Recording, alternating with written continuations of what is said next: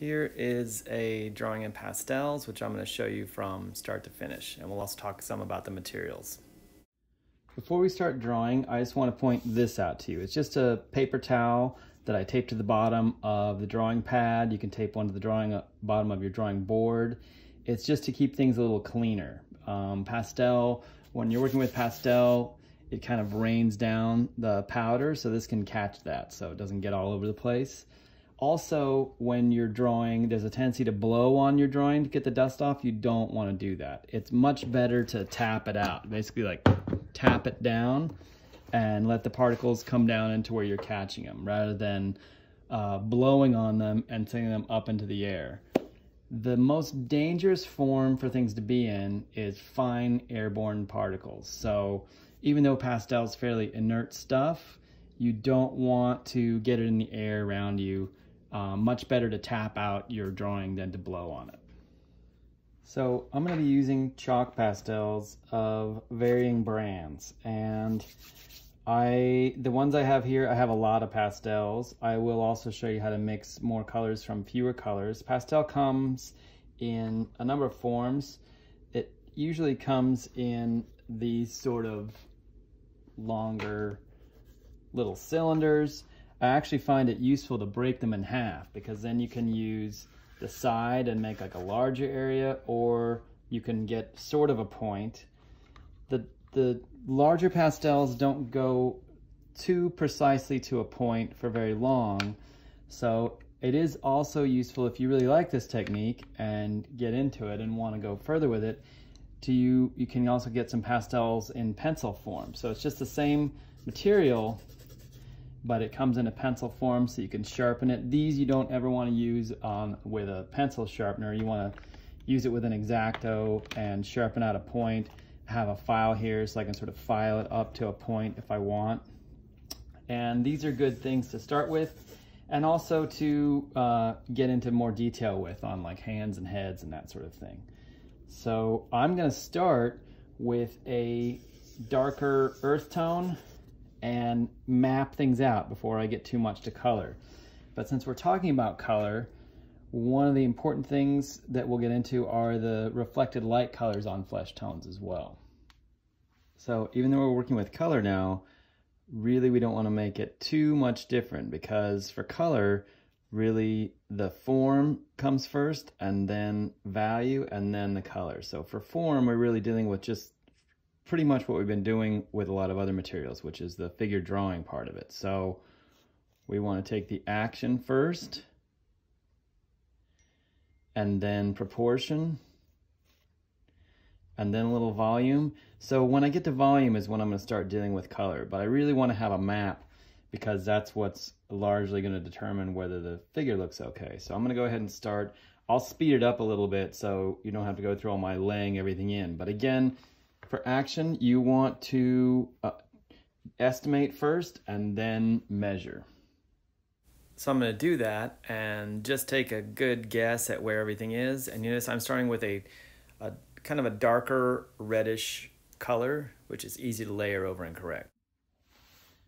Now that I have a little bit of an armature in that I've estimated, I want to go ahead and check my proportion. So here is a really important part of the drawing. I'd like this demonstration to look better than this more quickly, but I want to stop right here and check some things. Check balance. Here's the pit of her neck. I want to see where that falls. If I make like a straight line down, I believe it clears her pelvis is to the right of that. She is about 4 heads to the bottom of her leg here.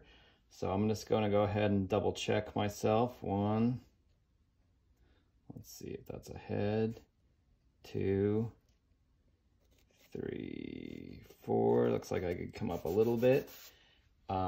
Then I want to check widths too. I believe that she is, well, I believe because I've measured that she's about the same height from where she's on the stand to the top of her head as she is to her foot.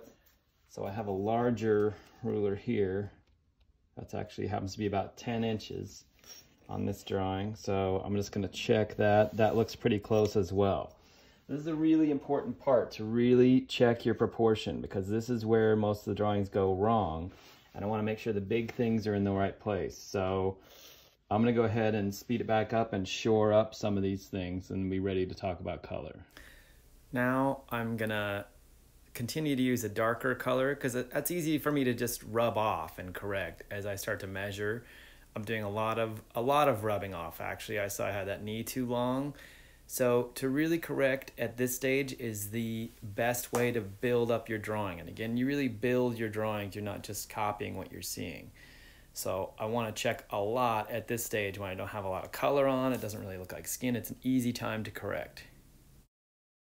Now that the action is clear and I've checked my proportion a lot, I want to start laying in the lights and darks, which really has a priority that comes from painting of form, then value, which I mistakenly write volume here, which is why I overdubbed this. It should be basically the lights or darks, and then color. So I want to start with the shadow colors and talk to you about some flesh tones. The model has light coming from top left, right? So I'm just gonna paint a little arrow indicating that.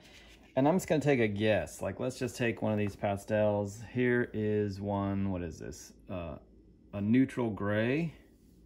I could try that, or maybe one that's a little bit warmer. What's a sepia brown? Oh, let's just start with a brown. So I'm gonna do our old friend, the sphere, and just start with a brown sphere. Because as we start with the shadows, I want to make an important point about reflected lights. And again, pastels come in whole sticks like this. They also come in half sticks. If you have half stick pastels, I actually think those can be more useful. So sometimes they come like this, sometimes they come like this. A half stick is great because I actually end up liking to just break these up anyway, so I can use the sides. So I'm just gonna break this pastel. That way I can use the side and put value down a lot more quickly. So is that too brown for a shadow color? Maybe, but I want to start adjusting the colors a little bit and maybe blending with my fingers. You want to keep your fingers separate, which ones you're going to use for light colors or dark colors. You'll see by the end my fingers will be filthy.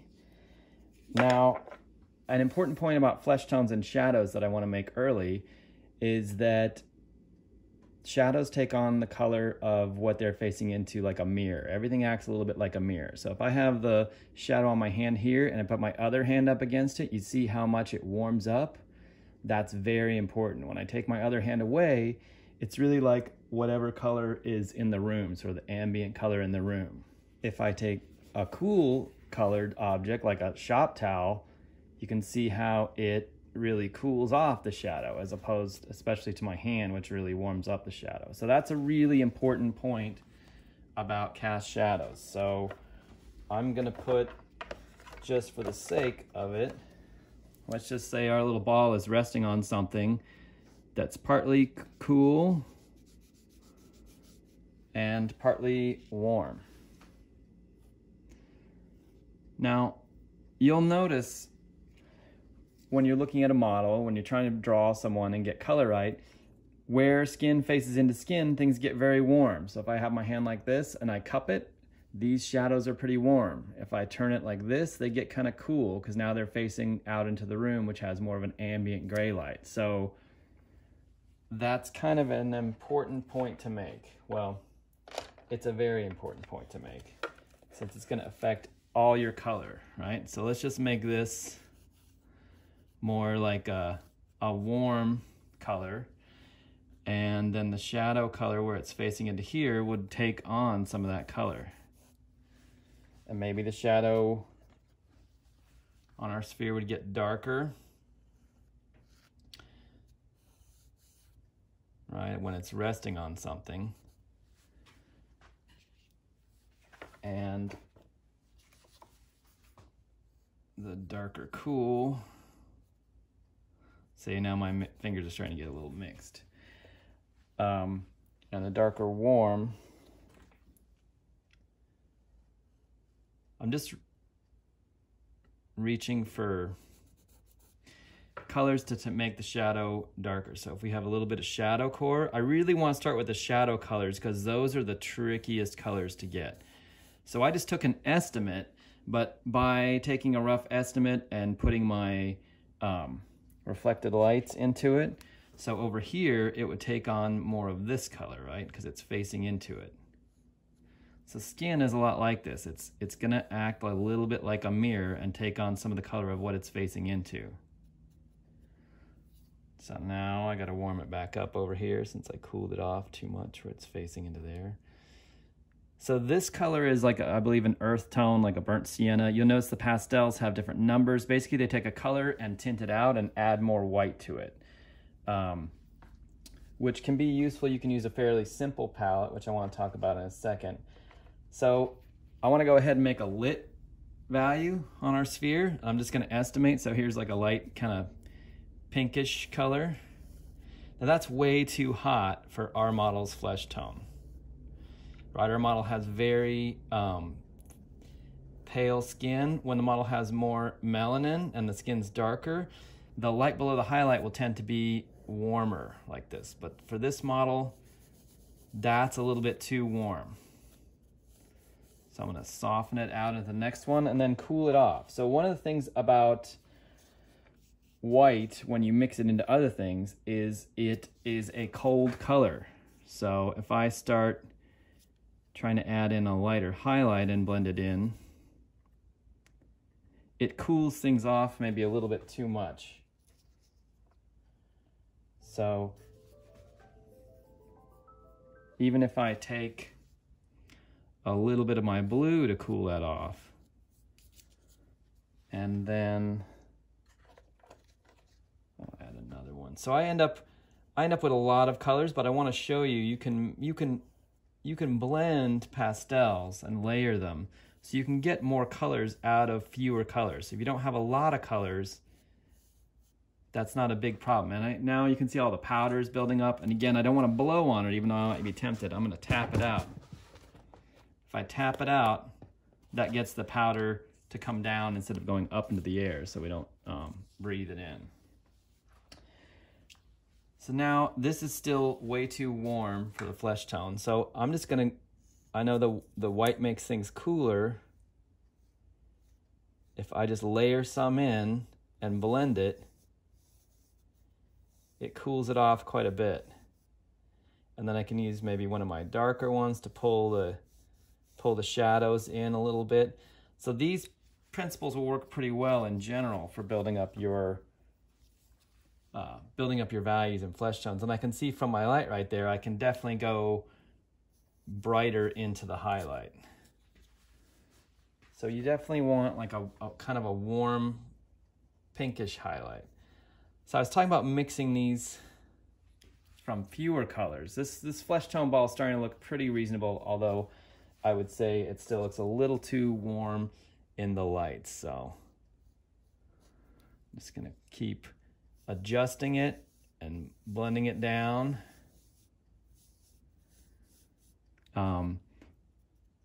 When you're looking at your model, if the color behind it is darker or cooler or warmer, you might want to approximate that color since colors don't exist by themselves. So an example we have here, we have kind of a darker gray behind the model. So if I go ahead and put a darker gray behind the flesh tone ball, it does start to make a little bit more sense. And even since the shadows are facing into this, if I put a little bit of that gray into some of the shadow, that can help sit the ball in space and make it look like that's the light it's surrounded by. So that's the upshot. So the form, tone, color, really like making sure you have a good map. Volume, actually should say value, not volume. Value. And then color, how light or dark things are, right? So I have a plane break right here. And then sorting out the colors. So you want your values to stay clear so your colors will stay clear. I mentioned models with more melanin in their skin, so I wanted to look at a side-by-side example. The model on the right has a slightly warmer skin tone than our example. The model on the left, much warmer and darker, more melanin. So the color below the highlight is much warmer, more orange. And I just wanted to be more specific about that and show you an example. There's a lot of variety in flesh tones, and I would encourage you to try as many variations as you can find. So what if you don't have a lot of pastels? Like I have a lot of pastels here. I'm gonna match some of these colors with a really minimal number of pastels. Basically the primaries, I have a yellow, red, a blue, and a white. So I'm gonna try and match a color like that. We'll just start with a little bit of red, even though that's way too red. Really the thing with color is balancing with warms and cools. If it's too much of a thing, these are the primaries. So if it's too red, the opposite of red is green, which I can make with the blue and yellow. If it's too yellow, I can counter it with violet, which I can make with the blue and red. If it's too blue, I can counter with orange, which I can make with red and yellow. So it's really balancing with the complement and trying to get the value right. So if we have the same kind of thing on a little sphere, and put a little yellow in it, and I'm just gonna start blending in. Now the red and the yellow are stronger than the blue, so they're making it a little too hot and a little dark for that color.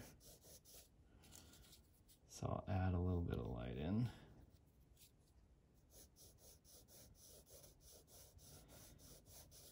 Basically, okay, that still looks maybe a little too orange, so I can blue it a little bit. My blue's a little too strong. Let's blend it in. And I'm actually starting to get pretty close. Actually, I kind of like this flesh tone I mixed with the primaries maybe a little bit more than that color. So for the lights, same thing. I'm gonna start with warms. Now, I don't want a lot of blue when I'm adding white, because those are both cold colors. If you add blue something, it cools it off. If you add white something, it cools it off. So I'm gonna start with just layering a little bit of red and yellow. So I have a warmer light, and then layering it up with some of the white and trying to use a different finger so I don't soften up the values or get them all too muddy. So I'm gonna keep adding. So basically you blend by adding like a little bit at a time. So I'm trying to get it lighter.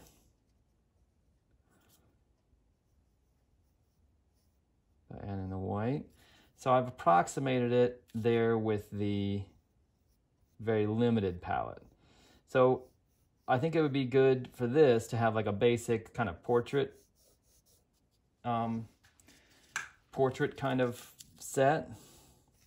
If I want to make the gray behind it, I can just start mixing some of these colors together. That's going to be too much red. And when you're mixing and you have the color on your finger, you can almost draw with it on your pastel drawing, which is very convenient. Although, as you can see, my hands are already getting dirty, so I hope you don't all have like an expensive white outfit on while you're doing this, or something that's going to show. So that is way too hot behind it. It almost looks like the shadow for the flesh tone. So I'm gonna cool it off.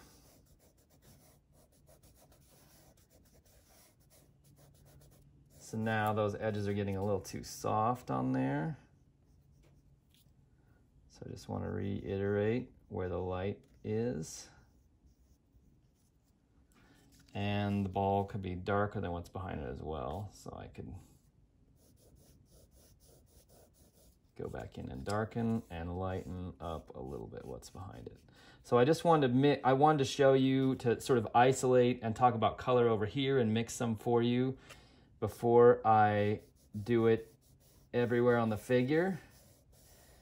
Because what I'm gonna do basically is on the figure, I'm gonna start with a shadow color, kind of approximate it and put it everywhere I see that the model is in night.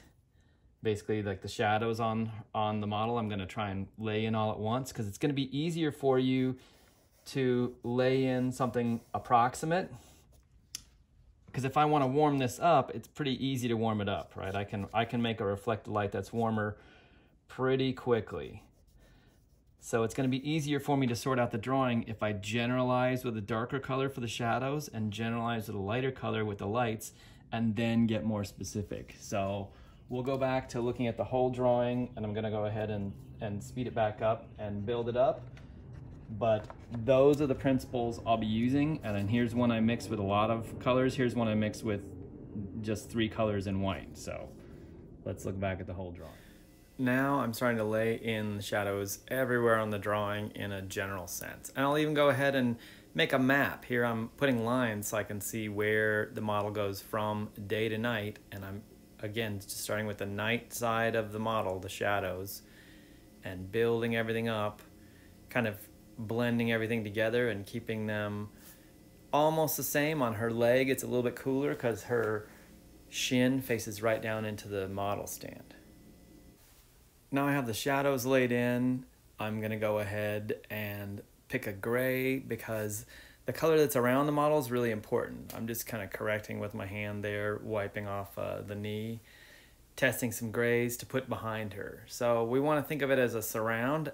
Color doesn't exist by itself. The color that you're seeing, the model's flesh tone, is a function of what's around it. It depends on what's around it. So I'm just gonna estimate everything that's around it and just quickly lay in the surround. And again, I like the word surround more than the word background because the word surround implies an active relationship with the color, which is what we have all the time. And I think the word background really encourages you to think of what's behind the model as sort of nothing, which can sometimes make it even come forward. So now I'm just taking some gray, and you can see it also actually helps me with my ground colors starting to look a little more fleshy even now that I'm cooling off what's behind the model. And I'll speed it back up and start working my way up to the lights. Now I'm just kind of generalizing in the lights, testing some different colors and values, trying to keep them all laid in at once, and then I'll start to refine the differences between them. I realized she was definitely lighter than what was behind her, so I darkened what was behind her using some of the smaller pastel pencils for some of the details on the face and hands, and working my way all around the drawing and building up from the darks up into the highlights. And the darks and lights really make the volume, so then at the end I'm getting to some of the detail.